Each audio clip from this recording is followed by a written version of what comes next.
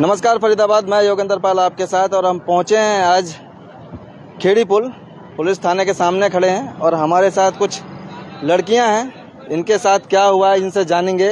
बहुत परेशान है, क्या घटना हुई है वो बताएंगे आपको, जानेंगे इनसे क्या हुआ है। क्या नाम है? सपना। सपना जी, क्या हुआ है? हम मवई गांव बर्फ लेने जा रहे थे। कहाँ रहते हो? गड्ढा कॉलोनी। गड्ढा कॉलोनी जी। हाँ। और मवई गांव बर्फ लेने जा रहे थे, उसने हमसे घेर के नंबर मांगा। हम रीशु नाम के लड़के ने हम नंबर देने से मना कर दिए। उसने हमारा रास्ता रोका और रास्ता रोका, फिर भी हम बचा के भाग गए। इसने आगे से घेरा हमें, आगे से घेरने के बाद मारपीट शुरू कर दिया। इसने नंबर दे के जाएगी तू, नंबर ना देने पे इसने फिर मैंने चप्पल चला दिया। उसने क्या किया कि मेरा बाल पकड़ के मेरा हाथ मोड़ दिया और मोड़ के थप्पड़ पे थप्पड़ मारने लग गया। ईंट चलाया। जब मैं भागी तो आगे से घेर के हम पे ईंट चलाया। मेरी दो बहनें जो मेरे बचाव में आई थी, मेरा हाथ पकड़ा हुआ था और थप्पड़ पे थप्पड़ मेरी बहनों को मारता गया। जब वो मेरे को बचाने आ रही थी तब थप्पड़ पे थप्पड़। इसके एक और भाई है अर्जुन और इसकी बहन है जिसका नाम पूजा है। उसने वो भी आए और फिर मेरी बहन के ऊपर पेट पे चढ़ गई और चढ़ के इसको मारने लगे और उसका भाई, दोनों भाई मुझे मारने लगे। उन दोनों भाइयों ने मिलके हमें बहुत मारा है। हमारा घर से निकला कठिन हो गया है। और आज कल मेरी मम्मी वो टिकट करवा के आज घर आई है, तब हम पुलिस स्टेशन। मम्मी थे नहीं? पुलिस स्टेशन उस दिन हम उसी हालत में आए थे जिस हालत में हम पिटे हुए थे। आशा नाम की पुलिस है यहाँ पे, हमारी कोई बात नहीं सुनी। पुलिस ये पैसे खा के चुप रह गई। हमारा साथ नहीं दिया, उनका साथ दिया उसने। और अब बोली कि जाओ राजीनामा कर लो तब हमें जाने देंगे। हम राजीनामा नहीं कर रहे थे, हमसे जबरदस्ती राजीनामा करवाया गया। हम जा रहे थे, तुम नहीं जाओगी, बिना साइन किए नहीं जाओगी, ऐसे बोल रही थी हमसे। हम नहीं जाने दी, हमें मेडिकल भी नहीं करवाने दी क्योंकि तुम जब तक साइन नहीं करोगी तुम नहीं जाओगी। इसने कहा चलो जहाँ मारपीट हुआ है वहाँ दिखाओ। हम लोगों ने रिपोर्ट लिख दिया था, हमने जो भी हमारे साथ हुआ हमने इनको बताया। इन्होंने कोई एक्शन नहीं लिया। उसके बाद से जब जहाँ लड़ाई हुई थी वहाँ लेके गई। वो बोली कि कहाँ लड़ाई हुई है दिखाओ। मैंने सब जगह दिखा दिया कि यहाँ तक हमें चहेट के मारा गया। हमारे पैरों में चप्पल तक नहीं थे, हम उसी हालात में यहाँ आए थे। हम चलने की हालत में नहीं थे। मैं रोई, सब कुछ अपना बताया इसको, लेकिन इसने हमारी बात नहीं सुनी। और उसके बाद इसने राजीनामा होने के बाद हॉस्पिटल गए, सरोदे पे हॉस्पिटल गए। बोली कि हम ऑनलाइन पे करवा देंगे, अपने भाई को बिल लेके भेज देना। मेरा भाई बिल लेकर आया 6,000 की। इसके माइंड में चोट लगी है, मेरे पीठ में चोट लगी है। उसने बना के दिया पर्ची। इसने 1 रुपए भी नहीं दिया। बोला कि हम नहीं जानते। हम बोले थे राजीनामा करवाने के लिए। पुलिस वाले बोले? हाँ, हम बोले थे राजीनामा करवाने के लिए। राजीनामा होने के बाद हमारी एक नहीं सुनी। हमारे पैसे, हम इसके इलाज के पैसे नहीं दिए उसने। तो राजीनामा कैसे कराया था? कोई लिखित में कराया था? खाली कागज पे इसने हमसे करवाया है। अच्छा, आपसे खाली कागज पे साइन करवाए? जी। तो खाली कागज पे तो नहीं करना चाहिए साइन। हमें से दबाव डाला गया था कि तुम साइन किए बिना तुम पुलिस स्टेशन से बाहर नहीं जाओगी। इनका 2-4 पुलिस हमसे पहरा दे रहे थे कि हम जा रहे हैं कि नहीं जा रहे हैं। हमारे सपोर्ट में जो भी आ रहा था उन्हें भगा दे रही थी, लेकिन उनके सपोर्ट में जो भी आ रहे थे इनके साथ बैठे हुए थे, ऋषु के साथ। उनको प्यार से बैठाया गया था और हमें भगाया जा रहा था। कब की बात है ये? परसों की बात है। 12-12:30 बजे के करीब में हमें मारा गया है। जी। अच्छा, और ये जो रहते हैं ये कहाँ? मवई में रहते हैं। तो इससे पहले कभी कोई बात हुई? इसके पहले नहीं हुआ है। नहीं, हम एक बार इग्नोर करके गए, उसने दोबारा हमें घेरा। ठीक है, नंबर ना देने पे जाने मन और रसगुल्ले ऐसा कुछ बोल रहा था। तू नंबर दे के जाएगी। गंदे कमेंट कर रहा था। उसने अर्जुन, उसने हमको थप्पड़ ये देखो मारा है, काला पड़ गया है यहाँ पे। पीठ पे आगे से घेर के ईंट चला के मारा है। ये मैं जुड़ा बनाई थी, बाल खींच के ऐसे खींच के मार रहा था। ये मेरा जो हाथ है ऐसे ऐंठ दिया था। ये चोट लगी है हमें, ऐसे हाथ करके ऐंठ दिया था। मेरी बहन बचाव में आ रही थी तो थप्पड़ से थप्पड़ मार के इसके नीचे गिरा दे रहा था। ये देख सकते हैं आप, ये पैरों में चोट है। क्या नाम है आपका? स्नेहा। आप भी साथ में थे क्या जब ये बर्फ लेने गए थे? तब कौन कौन था? मैं और दीदी साथ में। अच्छा, दोनों साथ में थे? हाँ जी। तो वो दोनों को ही मारा फिर? हाँ जी।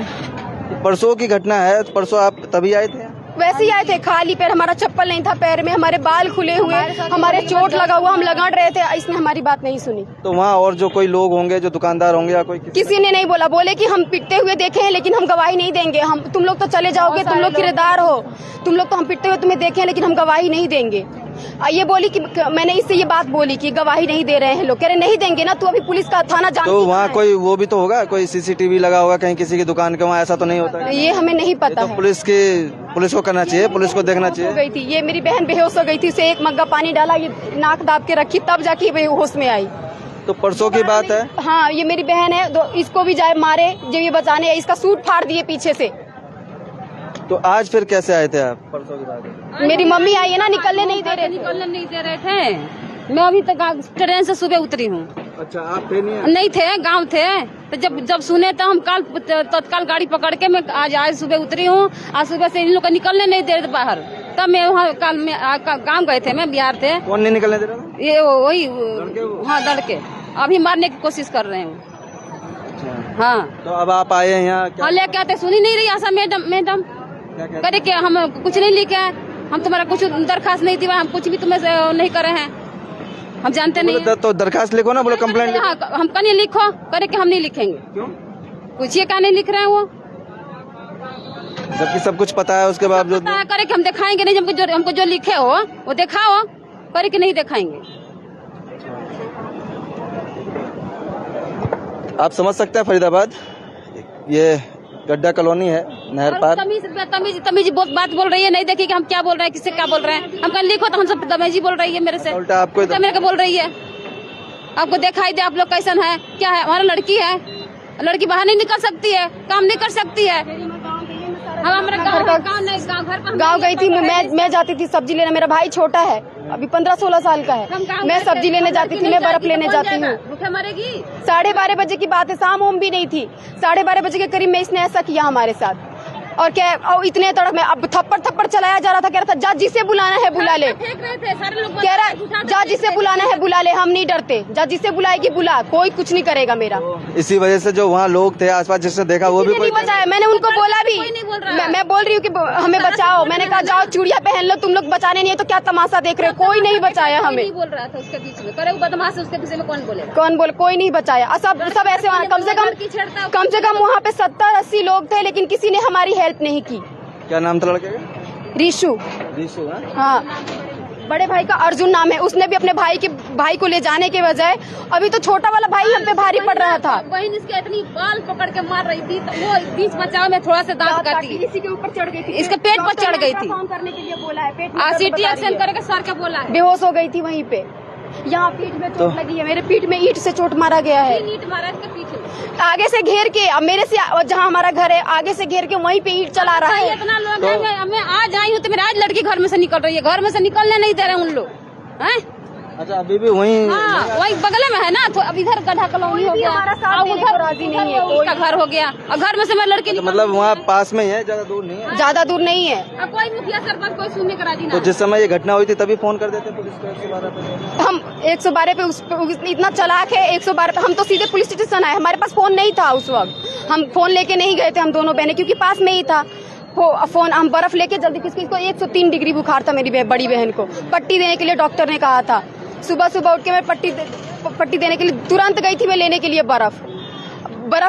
एक बार मैं इसको इग्नोर करी, बर्फ लेने के लिए उस सबका हमारे पास सबूत है। बुखार लगा था उसका भी सबूत है। यहाँ पे हमारी बहन का इलाज करने के लिए पैसे सब कुछ हो गया। सबसे बड़ी बात यह है कि बदतमीजी करने की क्या जरूरत होती है? अरे उसने हमें इतना मारा है कि हम बता नहीं सकते। नंबर ना देने, छू भी नहीं पा रही थी और वो हम पे मारा जा रहा था। नंबर नहीं दिया इसलिए पकड़ के ऐंठ के कह रहा है बता जिसको बताना है, जिसको बुलाना है बुला ले, कोई कुछ नहीं करेगा मेरा। हमें नंबर नहीं दिया, सिर्फ इसलिए कि नंबर नहीं दिया इसलिए हमारे गलत कमेंट कर रहा था। इतना कि मैं बता भी नहीं सकती कि कितना गलत बोल रहा था। रिशु नाम है। तो आप समझ सकते हैं फरीदाबाद मवई गांव के लड़का है, कोई रिशु नाम है जिसका, और ये गड्ढा कॉलोनी में रहते हैं, अड़ोस पड़ोस में रहते होंगे, आसपास होगा। और ये इनके घर पर कोई नहीं था। माताजी जो है गांव गई हुई थी, और ये बर्फ लेने जब गए बाहर रोड पे करीब 12 बजे, तो वो दूध का काम करता है जैसा कि बता रहे थे, और आया तो बदतमीजी कर रहा होगा, कोई छेड़छाड़ कर रहा होगा, नंबर मांग रहा होगा। नंबर ना देने पर बदतमीजी की, गाली गलौज किया, और जब इन्होंने जवाब में कुछ कहा होगा तो मारपीट की इनके साथ, और इतनी मारपीट की कि दोनों बहनों को मारा। तीसरी बहन थी उसको भी मारा, घर से निकलना दुश्वार कर दिया। जब माँ को पता लगा तो माँ गांव से दौड़ी आई यहाँ, और जब ये यहाँ खेड़ी पुल थाने में आते हैं तो पुलिसकर्मी है कोई, क्या नाम है, आशा आशा मैडम, आशा जी हैं कोई, उनको जब ये बताती हैं सारी घटना तो इस पर कोई संज्ञान नहीं लिया जाता, उल्टा इन्हें डरा धमका कर और जैसा कि बता रही थी किसी कोरे कागज पर सिग्नेचर करा लिए जाते हैं इनके और कहते हैं राजीनामा के लिए कि हम आपको पैसे दिला देंगे, जो आपका खर्चा होगा, जो उसने मारा है, चोटें लगी हैं। और जब ये अपना इलाज उलूज करा के वापस बिल देते हैं तो उसके लिए भी मना कर देते हैं। पैसे की बात छोड़ दीजिए, 1 मिनट तो पैसे की बात मैं छोड़ भी दूं, वो जो घसीट के हमें मारा है बेइज्जती कर करके, वो कौन लौटा के देगा? वो आराम से घूम रहा है। और बीजेपी सरकार में कहते हैं कि बेटी बचाओ बेटी पढ़ाओ, जब बेटी सुरक्षित नहीं है तो कैसे पढ़ाएं, कैसे बचाएं? आज बेटी घर से बाहर नहीं निकल सकती, बहुत दुख की बात है।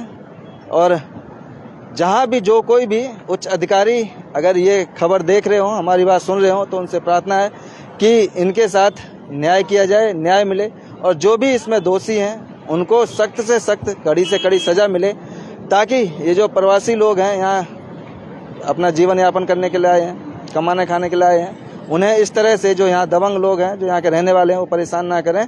जोड़ेंगे आपको शहर की ऐसी और महत्वपूर्ण खबरों के साथ। बहुत बहुत धन्यवाद।